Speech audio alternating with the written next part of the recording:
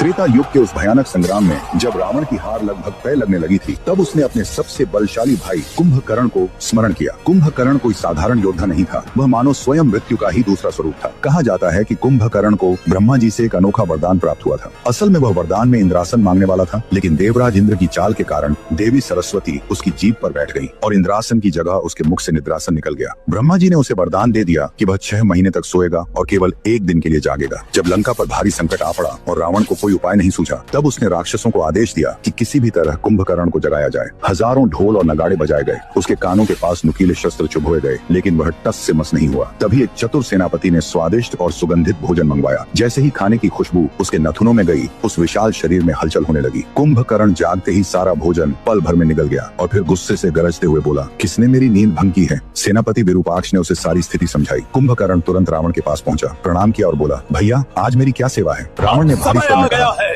तुम्हारी निद्रा समाप्त हो और प्रलय आरंभ हो। जाओ, युद्ध भूमि में उतर जाओ। उस वनवासी राम ने वानरों की सेना के साथ हमारी स्वर्ण नगरी को ललकारा है, या उस वानर राज सुग्रीव को बंदी बनाकर मेरे चरणों में घसीट लाओ। यह सुनते ही कुंभकर्ण ने भयानक हुंकार भरी और भगवान शिव का त्रिशूल हाथ में लेकर रणभूमि की ओर बढ़ चला। जैसे ही उसका आगमन हुआ, वानर सेना में हड़कंप मच गया। वह चलता हुआ किसी विशाल पर्वत जैसा लग रहा था। उसके पैरों तले वानर कुचले जाने लगे। कई योद्धा उसके हाथों मसल दिए गए और कई उसके दांतों के बीच आ गए। ये दृश्य देखकर वानर वीर अंगद ने जोर से ललकारा, भागो मत, कायरों की तरह मरने से अच्छा है वीरों की तरह लड़ना। उसकी आवाज सुनकर वानर सेना फिर से एकजुट हो गई। तभी सुग्रीव, अंगद, नल और नील जैसे महावीरों ने एक साथ कुंभकर्ण पर आक्रमण किया, लेकिन उस दैत्य पर कोई प्रभाव नहीं पड़ा। उसने एक ही झटके में सभी को घायल कर दूर फेंक दिया। तभी भालुओं के राजा जामवंत ने अपनी पूरी शक्ति से एक जोरदार प्रहार उसके जबड़े पर किया। कुंभकर्ण लड़खड़ाकर धरती पर गिर पड़ा,